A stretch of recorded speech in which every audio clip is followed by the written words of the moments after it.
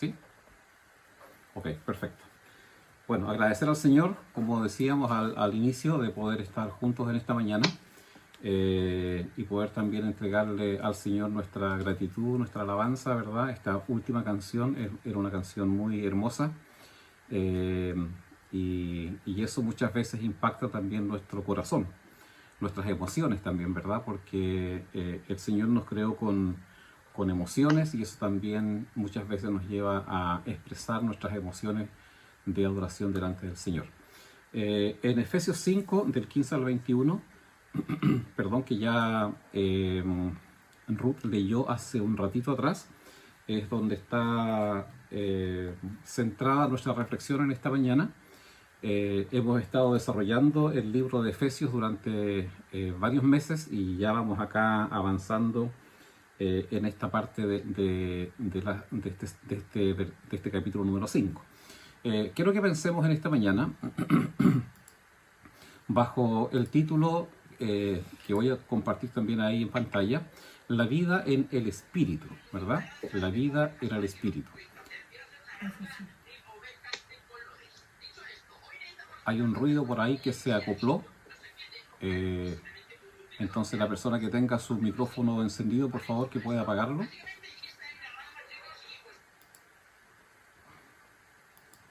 Ahí sí, parece que sí. Ok.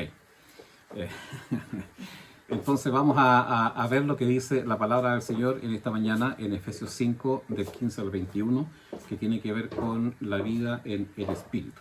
En todos los capítulos anteriores, si ustedes recuerdan, el apóstol Pablo nos ha estado hablando acerca de vivir o acerca de andar. Él ha utilizado estas dos palabras, vivir la vida o andar la vida, en reiteradas oportunidades, ¿ya? Es como un cordón que ha cruzado prácticamente toda la epístola que Pablo escribe a los hermanos de la iglesia de Éfeso. Les recordó, por ejemplo, que ellos anduvieron en otro tiempo. ¿Cómo anduvieron en otro tiempo? Los llamó a que vivan de una manera digna, a que vivan de una manera digna. Vivir o andar lo usaba como sinónimo, ¿ya? Les dijo también que no anden como los paganos, que no vivan como los paganos, sino más bien los animó a que vivan como Cristo, que anden en amor, como Cristo anduvo, y que vivan también en la luz. Y ahora, en esta sección de la carta, que vamos a revisar nosotros en esta mañana, él añade un nuevo componente. Y él parte diciendo, tengan cuidado de su manera de vivir. Tengan cuidado de su manera de vivir. Entonces, al igual que en otras oportunidades, tengo un par de preguntas que quisiera que pudiésemos ir descubriendo sus respuestas al mirar el análisis de este pasaje.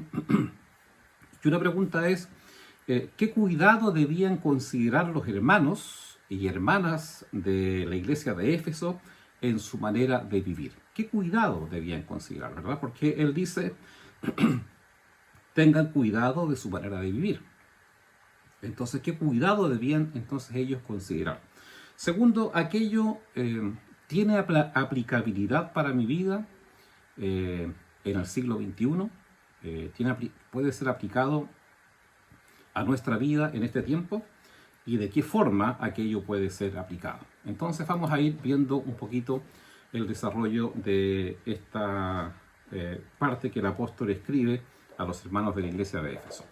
Entre los versículos 15 al 17, entonces les dice lo siguiente. Así que tengan cuidado de su manera de vivir, no vivan como necios, sino como sabios, aprovechando al máximo cada momento oportuno, porque los días son malos. Por tanto, no sean insensatos, sino entiendan cuál es la voluntad del Señor.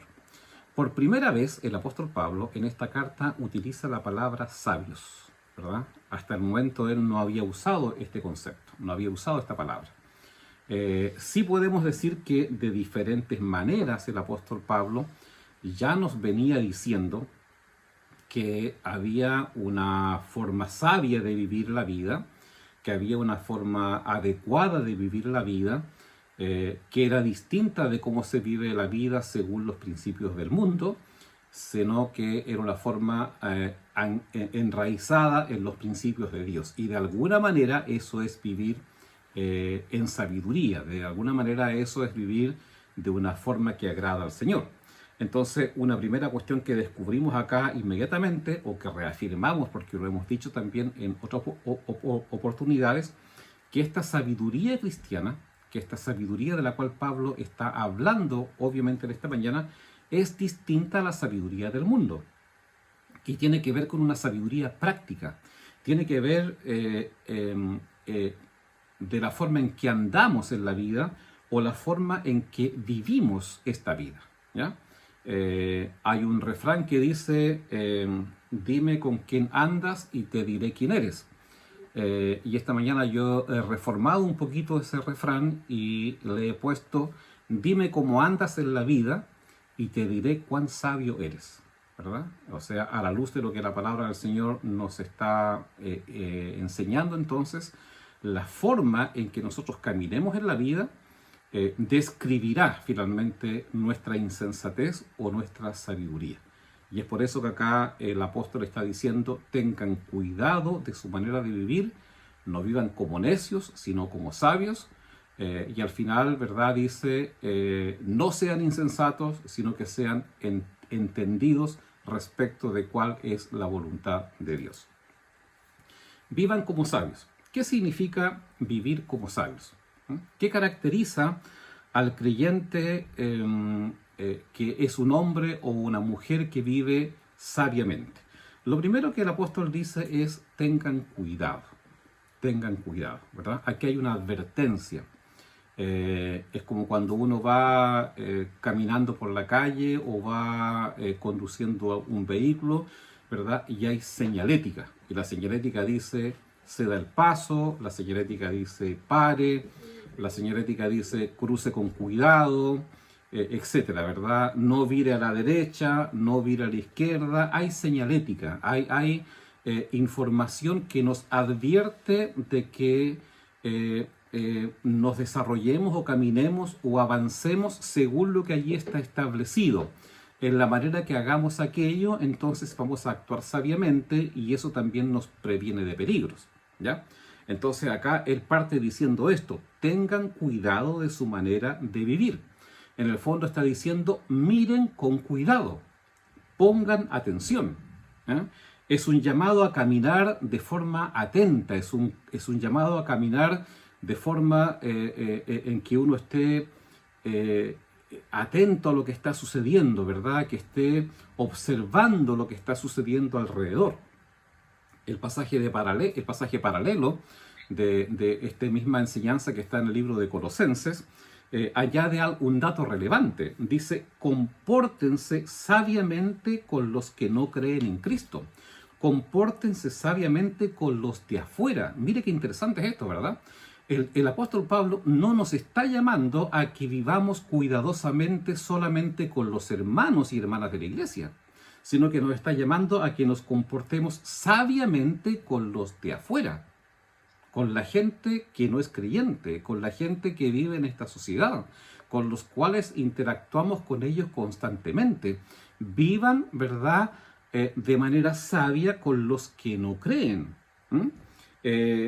Y eso es muy importante para el apóstol Pablo porque recordemos, lo he dicho también un par de veces, pero que lo reiteraron esta mañana, que para el apóstol Pablo la familia creyente era relevante.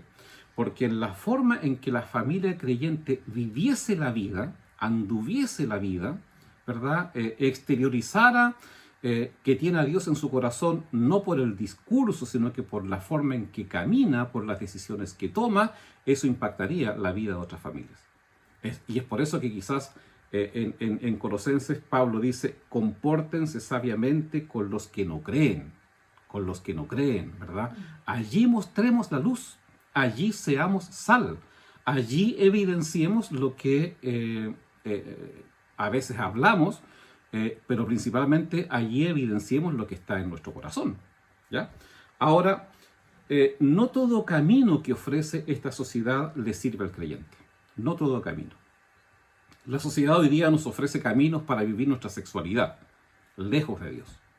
La sociedad hoy día nos ofrece caminos para administrar nuestras finanzas, lejos de Dios. Y vemos hoy día, ¿verdad?, todo lo que hay, especialmente en nuestro país y en el mundo entero, que tiene que ver con hechos de corrupción, porque así se administran las finanzas en los caminos fuera de Dios. La sociedad hoy día nos muestra caminos para vivir la familia. Las familias están destruidas por esta forma en que la sociedad nos ha indicado que son propuestas por donde ir. La sociedad hoy día nos muestra formas para desarrollar nuestro trabajo, nos muestra formas, ¿verdad?, entre comillas, aceptadas para tratarnos con palabras los unos con los otros. La sociedad hoy día nos dice cuán permisivos pueden ser nuestros pensamientos. Pero volvemos a lo que estábamos diciendo recién. No todo camino que ofrece la sociedad le sirve al creyente. Más aún, el libro de Proverbios, capítulo 14, versículo 12, que ustedes tienen ahí en pantalla, dice: hay caminos que al hombre le parecen rectos, pero que acaban siendo caminos de muerte. Terminan siendo caminos de destrucción. Entonces, con mayor razón, suena más fuerte cuando el apóstol Pablo dice: tengan cuidado de su manera de vivir. Tengan cuidado de su manera de andar la vida, ¿verdad? Una persona sabia, un creyente, hombre o mujer sabio o sabia, es una persona que tiene cuidado, que pone atención, que está alerta. Lo vamos a decir en un lenguaje coloquial, que no cualquiera micro le sirve, ¿verdad? Sino que tiene que tomar la adecuada para poder agradar al Señor. Un segundo elemento que vemos en este tema de la sabiduría es que el apóstol dice: aprovechen bien el tiempo. Un hombre o una mujer sabia no solamente está atento, sino que aprovecha bien el tiempo. La gente sabia conoce que el tiempo es un bien precioso, ¿ya? Ninguno de nosotros puede estirar el tiempo. Todos tenemos la misma cantidad de tiempo. Tenemos 60 minutos en una hora, tenemos 24 horas al día, ¿verdad? Y a todos se nos ha dado la misma cantidad de tiempo. Lamentablemente, ninguno puede estirar el tiempo. Ni los sabios pueden estirar este tiempo.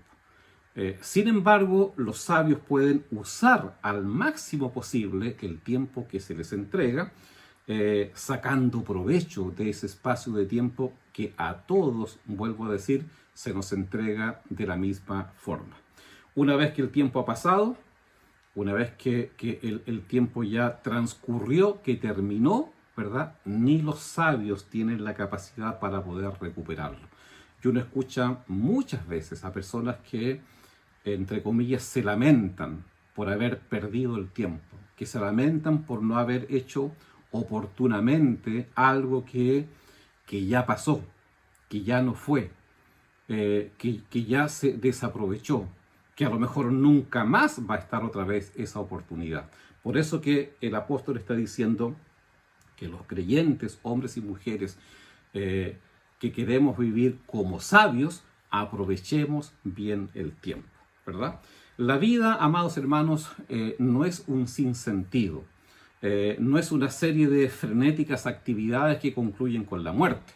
No, la vida es un progreso hacia una meta, es un progreso hacia un propósito, ¿verdad? La vida tiene un final que debe estar previamente diseñado para caminar hacia ese punto final en el cual debemos encaminarnos. La sociedad en la cual nosotros vivimos hoy día es la sociedad de las prisas. Vivimos corriendo de un lado para otro, vivimos atareados por un sinfín de cosas, ¿verdad? Como que, ¿cuántas veces escuchamos que nos faltó día para hacer tantas cosas? Y en medio de todo aquello, entonces podemos preguntarnos, ¿cuánto de ese tiempo lo dedicamos a Dios? ¿Cuánto de ese tiempo que Dios nos regala cada día, que nos entrega a cada uno cada día, lo invertimos para estar con Dios? ¿Cuánto de ese tiempo lo invertimos para estar con las personas? Aprovechando al máximo cada momento oportuno, porque los días son malos, dice el apóstol. Entonces, la primera señal de sabiduría es el uso disciplinado del tiempo, ¿verdad? Es el uso disciplinado del tiempo. Y eso está muy conectado con lo que viene a continuación. Porque una tercera característica de vivir como sabios es que los sabios son entendidos de cuál es la voluntad de Dios. Son entendidos de cuál es la voluntad de Dios. Por tanto, dice, no sean insensatos, sino entiendan cuál es la voluntad del Señor. Caminar en forma sabia, amado hermano y hermana, está estrechamente ligado con conocer la voluntad de Dios. No es posible vivir en sabiduría, no es posible vivir sabiamente, el entendido de que es una vida que agrada al Señor y que bendice a nuestro prójimo, ¿verdad? Porque allí está ese tema que está conectado con los dos más grandes mandamientos: ama a Dios y ama a tu prójimo, por lo cual vivir sabiamente significa agradar a Dios y agradar a nuestro prójimo, ser de bendición para nuestro prójimo. Vivir la vida de esa manera, vivir la vida desde esa perspectiva que el apóstol la denomina sabiamente, tiene que ver con conocer la voluntad de Dios. Tiene que ver con conocer la voluntad de Dios. Jesús mismo, por ejemplo, oró y él dijo: no se haga mi voluntad sino la tuya. ¿Recuerdan? O sea, él quería hacer la voluntad del Padre. Y cuando él oraba en ese sentido, significaba que Jesús conocía la voluntad del Padre. Y cuando Él nos enseña a orar, nos da ese modelo de oración conocida por nosotros como el Padre Nuestro, Él dice que tenemos que orar: hágase tu voluntad. Hágase tu voluntad como en el cielo, así también en la tierra. ¿Ah? Entonces, vuelvo a reiterar, eso implica que debemos dedicar tiempo a conocer la voluntad de Dios, debemos dedicar tiempo a discernir la voluntad de Dios, porque hemos dicho también en las sesiones pasadas que las decisiones que nosotros tomemos, ¿verdad? La ética que desarrollemos en la vida es una ética que debe ser informada, es una ética de discernimiento. Hemos usado esa palabra, en el sentido de que podemos nosotros tomar una opción por una u otra alternativa, pero Dios nos permite discernir en nuestra mente y en nuestro corazón basado en la palabra que Él nos ha entregado. ¿Ya? Entonces hay que dedicar tiempo a conocer la voluntad de Dios para las diversas áreas de nuestra vida y de acuerdo a ello, entonces encaminarnos hacia donde vamos. De acuerdo a ello, optaremos por el camino que sea el correcto. La sociedad, vuelvo a decir, nos ofrece una cantidad de caminos para resolver una misma situación. Por ejemplo, ¿verdad? Voy a dar un ejemplo en esta mañana. Hay familias hay matrimonios que de repente viven crisis. Hay matrimonios que de repente viven dificultades entre ellos. ¿Y qué nos dice la sociedad hoy día? Bueno, búscate otra persona, ¿verdad? Busca otra, busca a otro. Déjalo, abandónalo. ¿Qué sentido tiene seguir viviendo con esa persona? Búscate otro hombre, búscate otra mujer. Y si no te sirve, busca a otro o busca a otra. Bueno, son los caminos que la sociedad nos ofrece, ¿verdad? Entre comillas, soluciones rápidas, soluciones instantáneas, soluciones que al parecer no significa un gran esfuerzo, no significa un gran trabajo. Lo que Dios nos dice es otra cosa. Lo que Dios nos dice es: busquen reconciliarse, busquen reencontrarse, reordenen su vida e intenten caminar otra vez de nuevo, ¿verdad? Porque esa es la voluntad de Dios. Y para eso tenemos que conocer la voluntad de Dios y tenemos que discernir por cuál camino ir, para que de aquella manera entonces podamos optar y caminar de manera sabia. Entonces termino diciendo en esta línea de que si queremos andar sabiamente, amados hermanos y hermanas, hemos de tomar decisiones de manera intencionada. ¿Ya? Esto no sucede por magia, esto no nos cayó del cielo. Lo que nos cayó del cielo, por decirlo de alguna manera, ¿verdad?, es el regalo de la salvación de Dios. Allí no tenemos nada que hacer. ¿Ya? Dios nos regaló la salvación. No hay ningún intento nuestro en que podamos decir: aquí está mi parte en la salvación. No, esa es una obra completa de Dios. Pero de ahí en adelante hay decisiones que nosotros tenemos que ir tomando. Hay caminos por los cuales yo y usted va a optar, ¿ya? Y en ese sentido, entonces, vuelvo a decir, nada sucede por magia, ¿verdad? Las decisiones que tomamos son nuestras, basadas en algún concepto, o en los principios de este mundo, o en los principios de Dios, y tenemos que hacernos responsables de las decisiones que tomemos. Entonces, vivamos como sabios, entendiendo la voluntad del Señor. Una segunda área que aborda el apóstol, y que está obviamente conectado con lo que veníamos diciendo de esta idea de vivir sabiamente, tiene que ver con la plenitud del Espíritu. Versículos 18 al 21, que ustedes los tienen ahí también en pantalla, el apóstol parte diciendo: no se emborrachen con vino, que lleva al desenfreno. Al contrario, sean llenos del Espíritu. Anímense unos a otros con salmos, himnos y canciones espirituales. Canten y alaben al Señor con el corazón, dando siempre gracias a Dios el Padre por todo, en el nombre de nuestro Señor Jesucristo. ¿Ya? Ahí está entonces este llamado a vivir la plenitud del Espíritu. No hay secreto más grande para caminar de manera sabia que estar lleno del Espíritu Santo. Si hay una forma en que uno puede decir con seguridad que los caminos que vamos a emprender van a ser vistos como sabios ante Dios, es que seamos llenos del Espíritu Santo. Que el Espíritu de Dios gobierne plenamente en nuestra vida y en nuestro corazón.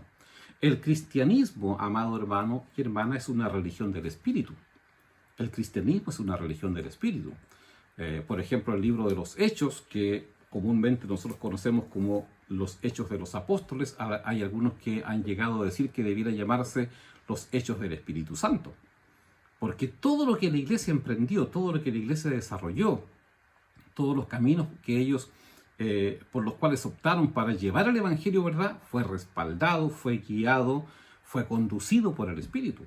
Recuerden que en algunas partes el mismo apóstol Pablo decía: el Espíritu no me permitió entrar en tal lugar, ¿verdad? El Espíritu me impidió ir a tal lugar.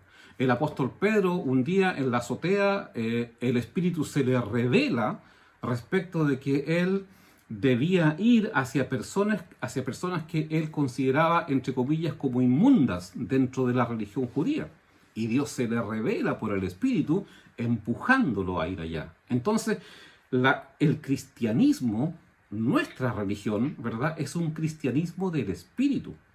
Todo lo que somos es resultado de la obra del Espíritu Santo. Todo lo que somos, ¿verdad? El Espíritu Santo es insustituible, entonces, en la vida de un creyente, en la vida de un hombre o mujer hijo de Dios. No es un mero complemento, y esto es súper importante reafirmarlo, sobre todo en el contexto de la alianza, porque en el contexto de la alianza nosotros, por algunas cuestiones que quizás no tenemos el tiempo en esta mañana de explicarlas un poco más ampliamente, hemos relegado al Espíritu Santo, ¿verdad?, a un segundo plano. El Espíritu Santo no es algo que se puede sustituir, no es un complemento. Tampoco es el privilegio para una élite, ¿verdad? No es privilegio solamente de disfrutar o de ser guiados por el Espíritu Santo para los pastores, para los misioneros o para la gente que está en liderazgos principales. No, el Espíritu Santo es para todos los creyentes. El Espíritu Santo, ¿verdad?, es para todo hombre y para toda mujer. Es fruto de estar en Cristo. Y el apóstol Pablo ha venido desarrollando en la carta de Efesios muchas veces esta idea de estar en Cristo. Estar en Cristo significa que tenemos la salvación. Usted y yo estamos en Cristo. Y si estamos en Cristo, estamos en el Espíritu Santo. El Espíritu de Dios está en nosotros. Hemos sido sellados por el Espíritu Santo. Hay una marca del Espíritu en nuestra vida, en nuestro corazón, que implica que somos dependencia de Dios. Pero muchas veces nos hemos quedado con eso, ¿verdad? Tengo la marca, tengo el sello, soy alguien ya regenerado y ganado por Dios, y tengo la marca de pertenencia a Dios a través del Espíritu Santo. Pero aquí el apóstol, o Dios a través del apóstol, nos está invitando a que seamos llenos del Espíritu. Bueno, acá se compara, en este versículo, se compara y se contrasta la embriaguez con la plenitud del Espíritu. Vamos a avanzar a la diapositiva siguiente, y ahí está la comparación y el contraste. ¿Cuál es la comparación? La comparación es que una persona embriagada está bajo la influencia del alcohol, ¿verdad? Sí, influencia del alcohol. Estaba pensando si era influenza o influencia, y es influencia del alcohol. La influenza es una enfermedad. Bueno, hemos escuchado un par de veces, ¿verdad?, que una persona iba conduciendo bajo la influencia del alcohol y pasó tal cosa. Entonces, la comparación es esa, que el alcohol nos maneja. El alcohol, ¿verdad?, tiene el control de nuestra vida. Bueno, una persona creyente, dice Pablo, un hombre o una mujer que está llena del Espíritu Santo también está bajo la influencia del Espíritu. Está bajo la influencia de su poder. Ahí está la comparación. Pero luego de la comparación, el apóstol Pablo hace un contraste muy interesante. Cuando estaba trabajando un poquito en esto, me acordé del hermano José y de su esposa, porque ellos son químicos farmacéuticos, ¿verdad? Y desde la perspectiva de la farmacología, por ejemplo, el alcohol no es un estimulante. El alcohol es un depresivo. Es un depresivo. Deprime los centros de mayor importancia en el cerebro. Controla el autodominio, controla la sabiduría, controla la discriminación, controla el juicio, el equilibrio, el poder evaluar, ¿verdad? Por eso que se pide, se anima, se mandata, incluso yo diría, de que cuando alguien va a conducir un vehículo no beba alcohol, porque cuando bebe alcohol, ¿verdad?, todas estas cosas se deprimen, se baja el nivel de control que uno debiera tener. Y la palabra del Señor acá nos está diciendo que el Espíritu Santo es exactamente lo contrario, ¿verdad? Es el contraste entre el Espíritu y el alcohol. El Espíritu Santo es exactamente lo contrario. Si se pudiese colocar, por ejemplo, al Espíritu Santo dentro de un texto de farmacología, podríamos decir que el Espíritu Santo es estimulante, porque el Espíritu Santo estimula todas nuestras facultades. Estimula nuestra mente, estimula el intelecto, estimula el corazón, estimula la voluntad, ¿verdad? Entonces fíjate que cuán importante es ser llenos del Espíritu Santo, cuán importante es depender plenamente del Espíritu Santo para caminar de manera sabia, ¿verdad? Porque frente a las alternativas que la sociedad hoy día nos ofrece, frente a los caminos alternativos que la sociedad nos ofrece en un sinnúmero de cosas, ¿verdad?, el Espíritu nos estimula, nos recuerda en nuestra mente, en nuestro corazón, en nuestro intelecto, cuál es la voluntad de Dios. Por eso que el apóstol entonces está diciendo eso en esta mañana, ¿verdad? Nos está llamando a que no nos emborrachemos con vino, que lleva al desenfreno, sino que al contrario seamos llenos del Espíritu Santo. Eso es el llamado de Dios a través del apóstol. Ahora, Pablo dice que el resultado de la embriaguez es disolución, o como dice también otra versión, es desenfreno. Eso provoca acciones irracionales que finalmente llevan a un comportamiento más de animal que racional. El alcohol excesivo, podemos también decirlo de otra forma, deshumaniza al ser humano, lo transforma más en una bestia que en un ser racional. Sin embargo, la plenitud del Espíritu lo hace más humano. ¿Y sabe por qué lo hace más humano la plenitud del Espíritu? Porque nos hace como Cristo. Nos hace como Cristo. Nos asemeja a Jesucristo, ¿ya? Entonces, el resultado de la espiritualidad tiene que ver, más que el resultado, el vivir esta espiritualidad de manera sabia, como lo que veníamos diciendo recién, tiene que ver con la presencia, el gobierno y la plenitud del Espíritu Santo en nuestras vidas. Ahora, el apóstol avanza después a resultados de la espiritualidad, ¿ya?, que son lo que tenemos ahí en pantalla. Muchas veces nosotros hemos escuchado, y quizás es como lo más común, que el resultado de la espiritualidad se asocia con cuestiones, entre comillas, de repente como sobrenaturales, ¿verdad? Si una persona habla en lengua, si una persona interpreta, si una persona profetiza, si una persona vive, entre comillas, un misticismo, Si una persona desarrolla ejercicios de tipo religioso, podríamos denominarlo, ¿verdad? Como que pensamos que esa persona es espiritual, ¿verdad? O que tiene la plenitud del espíritu. Pero fíjate que a la luz de este texto, y es por eso que a mí me encanta ir haciendo una teología bíblica y no una teología sistemática, porque la teología bíblica uno va mirando lo que la palabra dice, ¿verdad? Y en ese contexto lo que la palabra del Señor nos está enseñando. En este contexto, la espiritualidad tiene que ver con otras cosas. La espiritualidad, ¿verdad? El resultado de ser lleno del Espíritu tiene que ver con otras cuestiones. Fíjate lo que dice acá la palabra. Tiene que ver con la comunión. El apóstol dice, después de animarnos a que seamos llenos del Espíritu Santo, vuelvo al versículo 18, no se emborrachen con vino, que lleva al desenfreno, al contrario sean llenos del Espíritu.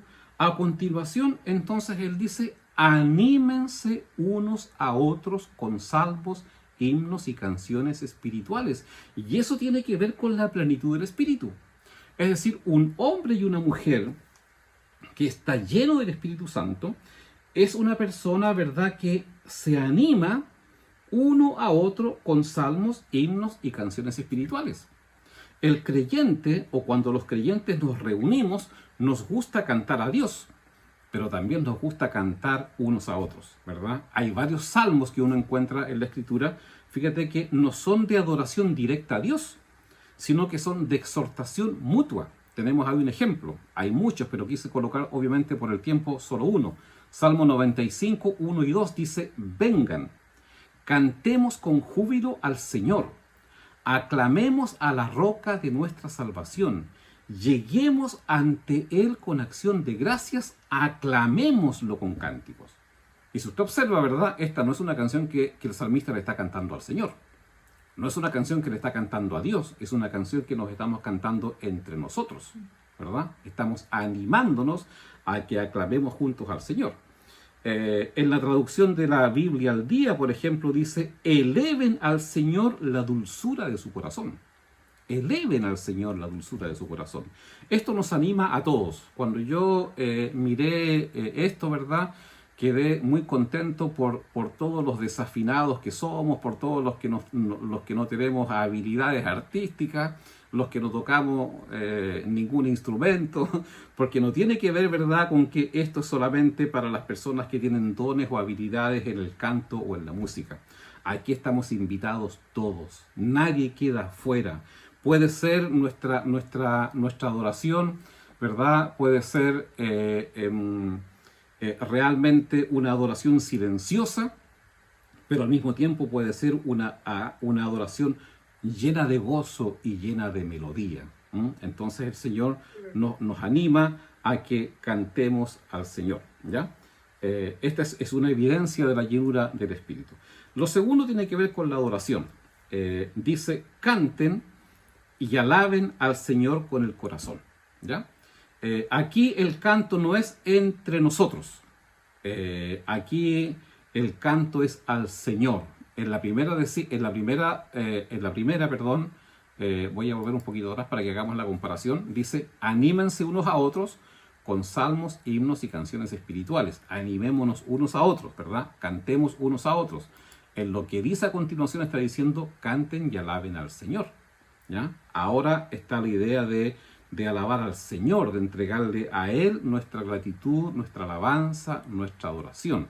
Y eso, vuelvo a decir, es fruto otra vez de la plenitud y la llenura del Espíritu Santo, ¿ya? Un hombre y una mujer, un creyente que está lleno del Espíritu de Dios, no solamente va a animar al otro a cantar al Señor, sino que juntos también vamos a adorar y alabar a Dios a través de nuestras canciones o a través de nuestro corazón. Lo tercero está en el versículo 20, que tiene que ver con la gratitud. Dice, dando siempre gracias a Dios, el Padre, por todo, en el nombre de nuestro Señor Jesucristo, ¿ya? El espíritu quejoso, podríamos decir aquí, el espíritu quejoso no es compatible con el Espíritu Santo. El espíritu quejoso no es compatible con el Espíritu de Dios, ¿ya? La queja era un pecado recurrente en Israel. Uno ve como el pueblo continuamente reclamaba contra Moisés, reclamaba contra Dios, ¿verdad? Pero el cristianismo lleno del Espíritu, o el cristiano lleno del Espíritu, rebosa de alegría y de gozo, ¿ya? Sin embargo, debemos tener mucho cuidado en cómo aplicamos este pasaje. Hay algunas personas que lo aplican de manera literal, ¿verdad? Y creo que es complejo aplicar de manera literal este pasaje, porque está diciendo, o nos está diciendo, o nos están diciendo, que tenemos que dar gracias a Dios, al Padre, por todo. Yo creo que no podemos agradecer a Dios por todo. Y no podemos agradecer a Dios por todo porque hay muchas cosas que a veces son maldad, son fruto del pecado, ¿verdad? Qué complejo sería, por ejemplo, si hubiese una infidelidad en un matrimonio, que la persona dijera: Señor, te doy gracias por la infidelidad de mi esposo, o te doy gracias por la infidelidad de mi esposa. No podemos dar gracias por eso, ¿verdad? Por lo cual acá esto no es literal de decir que tenemos que agradecer a Dios por todo. No podemos incluir la maldad en este agradecimiento. No es bíblico alabar a Dios por el adulterio del esposo o por la borrachera de la esposa o cualquier otro mal que pudiese afectarnos terriblemente, ¿verdad?, en nuestra vida o en nuestra familia. Yo creo que de alguna forma aquí hay como una peligrosa verdad a medias en esto, y que a veces lo hemos entendido de manera incorrecta. Tenemos que aprender, obviamente, a no discutir con Dios en medio del sufrimiento y del dolor, ¿verdad? Aunque también la palabra vemos de que hay personas que pasaron por momentos de sufrimiento y de dolor, creyentes que pasaron por momentos de sufrimiento y dolor, y tenían muchas preguntas respecto de Dios, ¿verdad? A mí siempre me impresiona el Salmo número 13. El Salmo 13, ¿verdad?, le dice a Dios: ¿hasta cuándo, Señor, tú no me vas a escuchar? ¿Hasta cuándo vas a hacer oído sordo? ¿Hasta cuándo tú no vas a responder? ¿Hasta cuándo no me vas a ver lo que está pasando? Allá hay una lucha propia del hombre y de la mujer que está sufriendo por un dolor, ¿verdad? Y les presenta estos hasta cuándo a Dios. De alguna forma lo que estoy diciendo es que en medio del sufrimiento y del dolor pueden aparecer estas cosas, pero estamos llamados a confiar, estamos llamados a agradecer por la provisión amorosa de Dios, ¿ya? Pero esa es una cuestión distinta. La provisión amorosa de Dios no tiene que ver con agradecerle a Dios por lo que está pasando o por lo que sucedió. No puedo agradecerle a Dios por el pecado que alguien cometió y que me está dañando. Lo que puedo agradecer a Dios es que en medio de ese pecado, en medio de esa cuestión dolorosa que me está sucediendo, tengo la confianza de que Dios me va a acompañar. Tengo la confianza en que Dios me va a ayudar. Tengo la confianza en que Dios va a transformar finalmente aquella cuestión dolorosa en algo beneficioso. Pero eso es alabar a Dios porque es Dios. No sé si logro explicarme, ¿verdad? Pero no es alabar a Dios por lo que está sucediendo. No es dar gracias a Dios por todo. No es alabarlo por el mal, que muchas veces es fruto del pecado. Entonces tenemos que tener cuidado en cómo aplicamos esto que la palabra del Señor nos está enseñando. Dios abomina el mal, ¿verdad? Y no podemos alabarle o agradecerle por algo que Él odia. Una cosa distinta es alabarlo, es alabarlo, ¿verdad? Porque en medio de esa situación que estamos viviendo, Dios revela su compasión, Dios revela su acompañamiento, ¿verdad? Dios revela el sostén para sacarnos adelante y muchas veces crear algo de mayor bendición.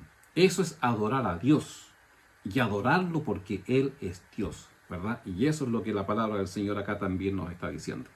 Y lo último que encontramos acá como fruto de la plenitud del Espíritu tiene que ver con la sumisión.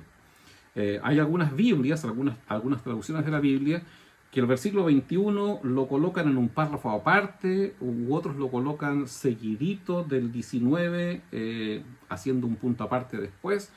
Independiente de cómo esté, toda la sección que viene, ¿verdad?, incluido este tema de la sumisión, tiene que ver con algo de evidencia de que la plenitud de Dios, que la plenitud del Espíritu Santo gobierna nuestros corazones.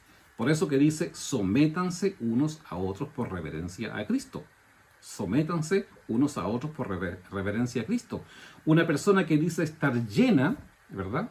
Y eso creo que todos alguna vez lo hemos visto, lamentablemente. Hay personas que dicen estar llenas del Espíritu de Dios, pero esa misma persona muchas veces es agresiva, es autosuficiente, es vanidosa, ¿verdad? Y uno empieza a generar preguntas. ¿Cómo una persona así puede estar llena del Espíritu Santo? El Espíritu Santo, amados hermanos, es un espíritu humilde. Y quienes están llenos del Espíritu de Dios muestran mansedumbre y bondad en Cristo. Y eso provoca que se sometan unos a otros.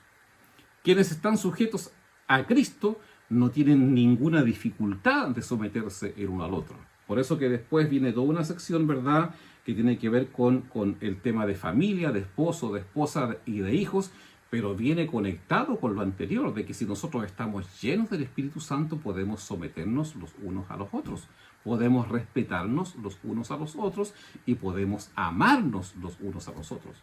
Pero esto es fruto de la plenitud del Espíritu Santo en nuestro corazón.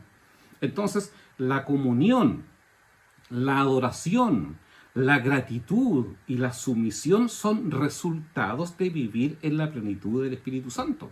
¿Ya? Todas estas palabras, todos estos conceptos que hay aquí se refieren a relaciones. Por eso que vuelvo a decir, muchas veces hemos asociado espiritualidad con cuestiones sobrenaturales, ¿verdad? Habla en lenguas, hace milagros, profetiza, y como que nos, disculpen esta forma de decirlo, nos embobamos, ¿verdad? Como que esa es la forma de expresar espiritualidad. Acá el apóstol está diciendo, la espiritualidad, amados hermanos, se traduce o se observa en nuestras relaciones. En nuestras relaciones. En la forma en cómo vivimos. En la forma en cómo vivimos. Porque lo otro tiene que ver con dones. El don de hablar en lenguas, el don de hacer milagros, el don, ¿verdad?, de interpretar. Es una cuestión distinta. Pero la espiritualidad, la plenitud del espíritu que todos tenemos que experimentar y desarrollar, tiene que ver con nuestras relaciones, tiene que ver con la comunión con los demás. Si estamos llenos del Espíritu Santo, estaremos armoniosamente relacionados, tanto con Dios, adorándole con gozo y con gratitud, como también con las demás personas, hablando y sometiéndonos unos al otro, los unos a los otros, ¿verdad?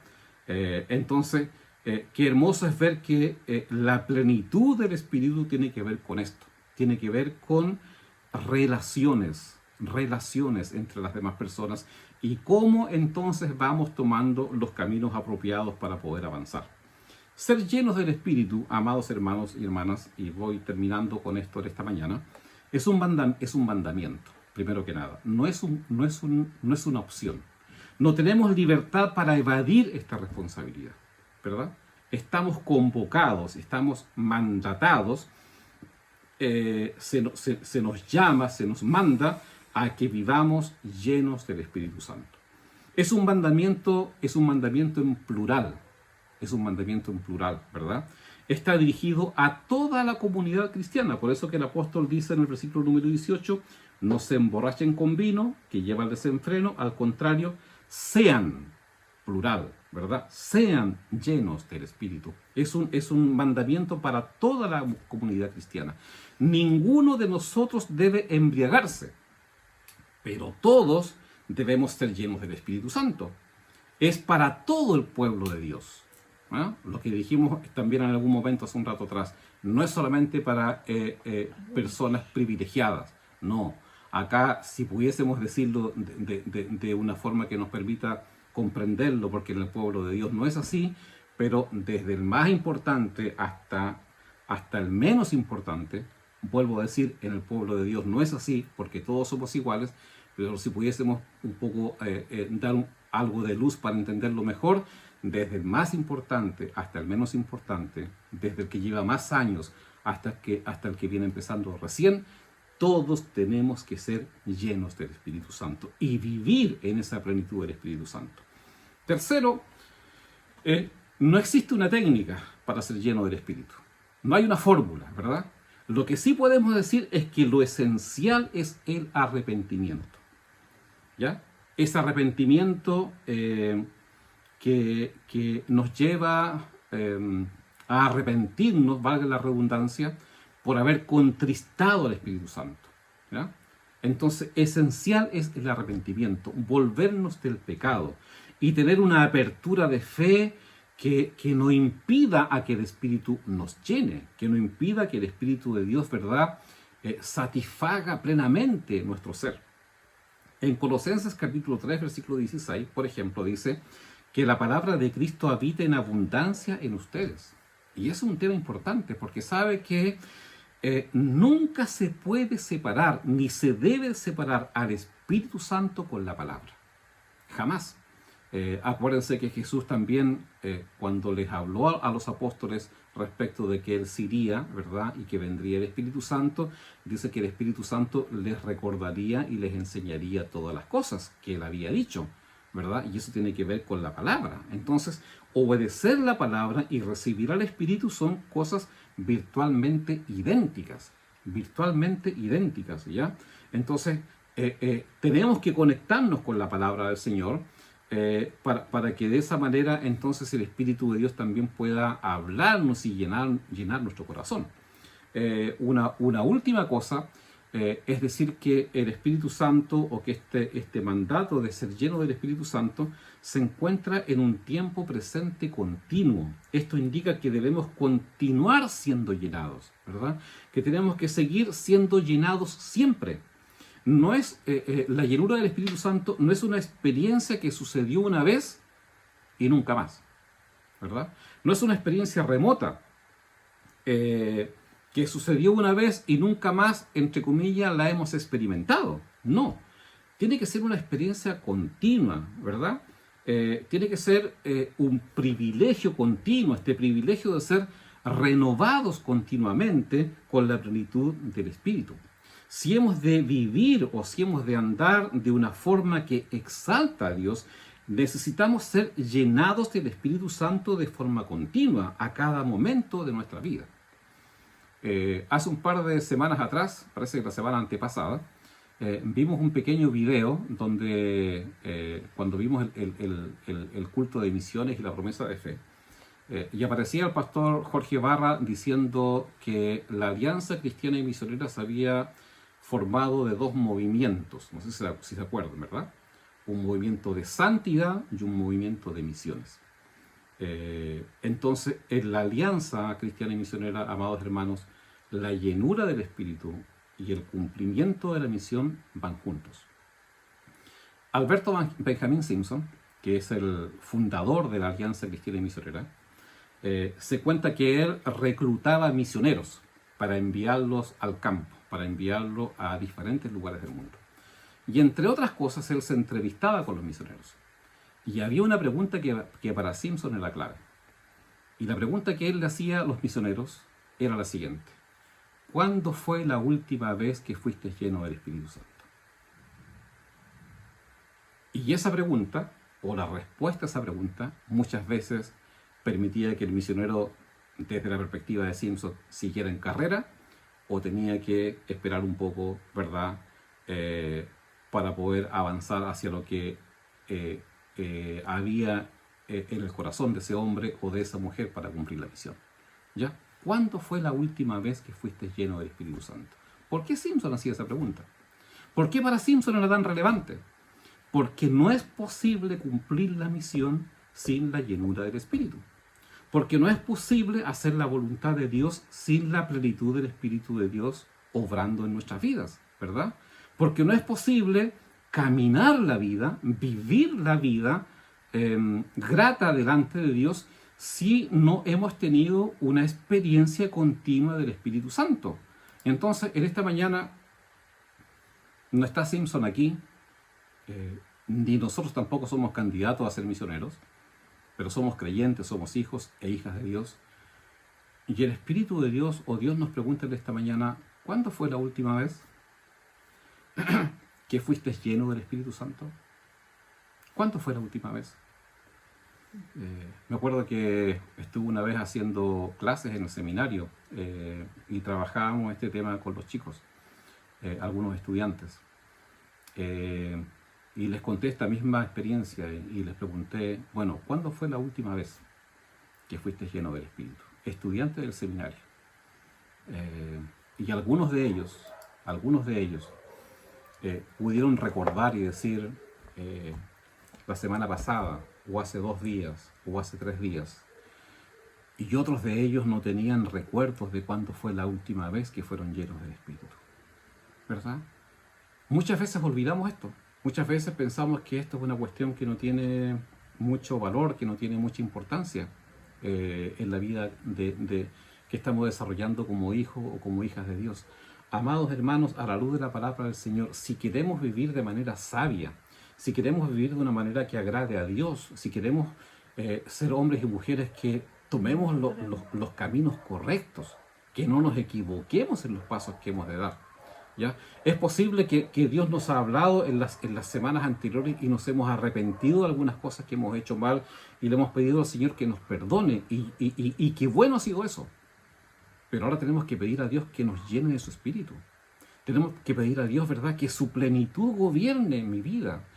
Y eso significa tomar tiempo para estar con el Señor. Significa pasar momentos con Él. Significa que tengo que apartar a lo menos un momento de estas 24 horas que Dios me regala cada día para estar en su presencia, conocer su voluntad, leer su palabra, tener tiempos de oración. Allí vendrá la llenura del Espíritu Santo. Allí vendrá la llenura del Espíritu Santo. Si nosotros no hacemos eso, ¿verdad? Salimos desnudos prácticamente a la calle. En el próximo capítulo el apóstol Pablo nos va a hablar acá acerca de la armadura de Dios, ¿verdad? En que él, graficando al soldado romano, nos convoca a que nos vistamos de la armadura de Dios. Pero ¿cómo nos vamos a vestir de la armadura de Dios si no estamos con Dios, si no tomamos sus herramientas, si no nos llenamos del Espíritu, si no permitimos que el Espíritu nos llene? Si no estamos haciendo eso, amados hermanos y hermanas, yo les animo a que esta semana sea una semana en donde intencionadamente busquemos a Dios, estemos con Él, leamos su palabra, revisemos estos mismos pasajes que hemos estado mirando y le digamos al Señor, Señor, llena mi corazón. Llena mi corazón. Yo quiero ser lleno de tu Espíritu, ¿verdad? Necesito ser lleno de tu Espíritu para poder vivir una vida que te agrade a ti, una vida que bendiga a las demás personas. Reitero, no es posible vivir una vida que agrade a Dios si no dependemos de Él, si no somos llenos del Espíritu Santo. ¿Cuándo fue la última vez? ¿Cuándo fue la última vez? ¿Cuándo fue tu última experiencia?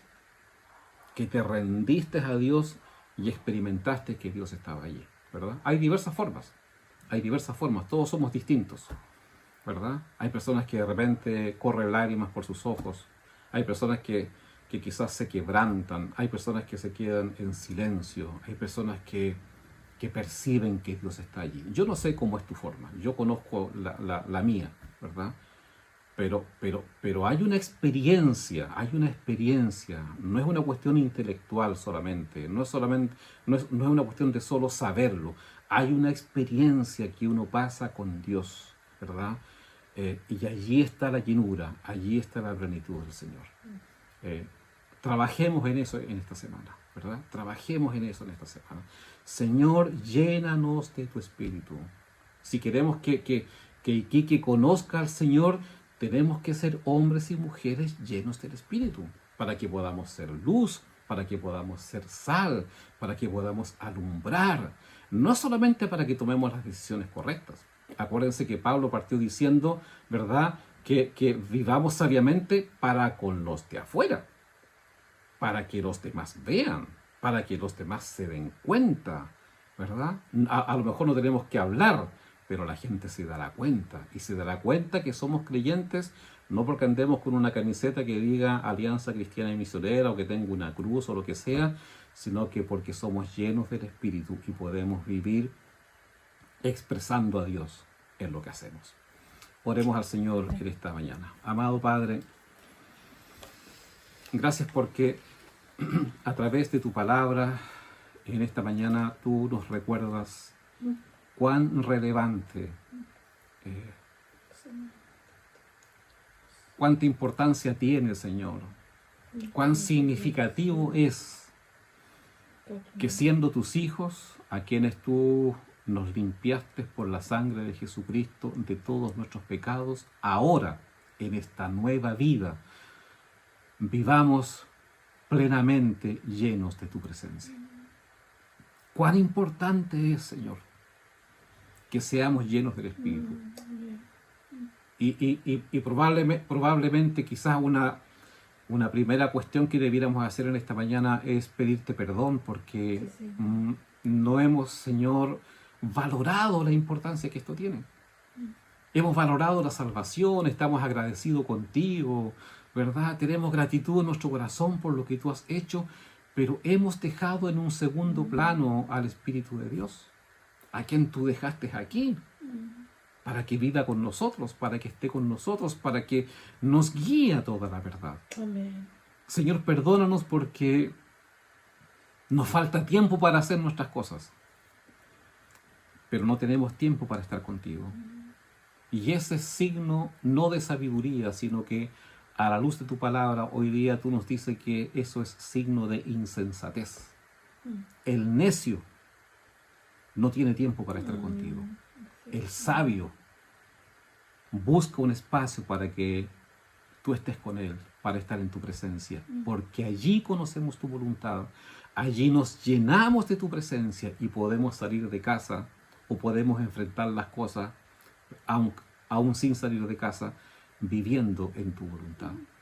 Padre, que esta semana cada uno de quienes estamos acá intencionadamente busquemos tu presencia, intencionadamente apartemos momentos para estar contigo, Señor, y que experimentemos esta semana algo que quizás hace tanto tiempo que no vivimos, la plenitud de la presencia de tu Espíritu, Señor, en nuestra vida, en nuestro corazón. Padre, renuévanos como iglesia, renuévanos como pueblo tuyo. Señor, trae agua fresca, alimento fresco, Señor, a nuestras vidas. Que realmente podamos caminar esta semana y de aquí en adelante, Señor, viviendo en gozo, en alegría, en medio de las dificultades que tengamos, Señor, pero experimentando la plenitud del Espíritu de Dios. Como dijimos hace un rato, esto no es mágico, esto no cae, Señor, del cielo simplemente así. Hay cosas que tenemos que hacer, hay pasos que tenemos que dar. Y en esta mañana, en el nombre de Jesús, te pedimos que nos ayudes a disciplinarnos, a ordenarnos, a buscar momentos para estar contigo, a abrirte el espacio, Señor. ¿Cuánto tú has querido esto? ¿Cuánto tiempo has esperado por esto? Y en esta mañana podemos discernir la importancia que esto tiene, Señor, y queremos abrir un espacio para estar contigo, ese espacio que tú anhelas grandemente también con nosotros, y allí nos llenarás, allí nos bendecirás, allí nos hablarás, allí nos guiarás, nos proveerás lo que necesitamos, Señor. Gracias porque podemos recurrir figuradamente a ese almacén, a ese supermercado que tiene de todo lo que necesitamos para vivir como hijos de Dios. Amén. En el nombre de Jesús te pedimos en esta mañana, Señor, que nos ayudes a experimentar esto en esta semana. No será fácil, estamos acostumbrados a otras